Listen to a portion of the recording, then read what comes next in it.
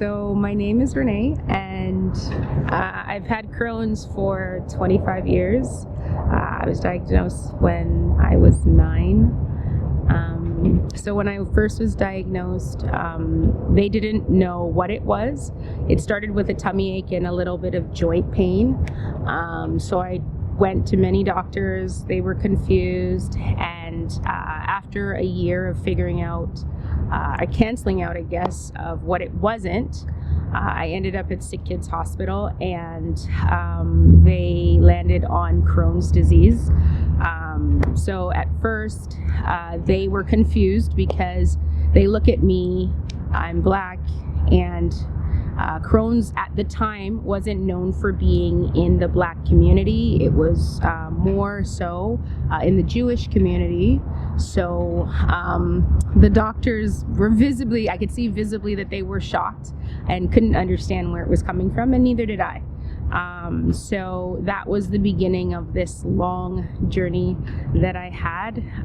Over the years, I've been through multiple pills, which I didn't really like to take. I was very notorious for hiding those pills from my mom and pretending that I didn't take them, and throwing them up, just a whole slew of taking pills, just because at the time I was also very young, so I didn't understand it. No one really explained. They just told me, take these pills and you'll feel better, and I never felt better, so it didn't make sense to take them, so I would hide them. So yeah, I had they would do colonoscopies for Crohn's.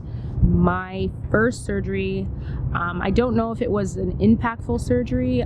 It just so happened that I was losing weight constantly. I was 17 years old, and I ended up in the hospital.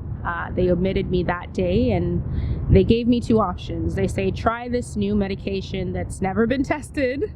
It's still in the trials, or you have surgery. So I was still 17, and I didn't even know at that point. I was just like,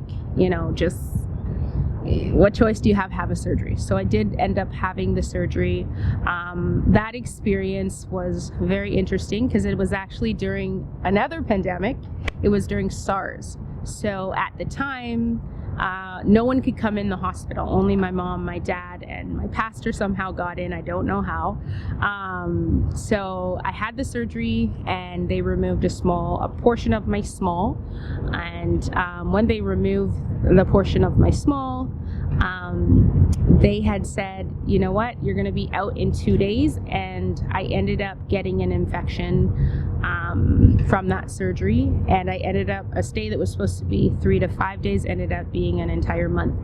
So imagine being in the hospital for an entire month, not able to see your family, only your mom, who came every day on bus, by the way, and not being able to see your friends, and not even being able to finish school.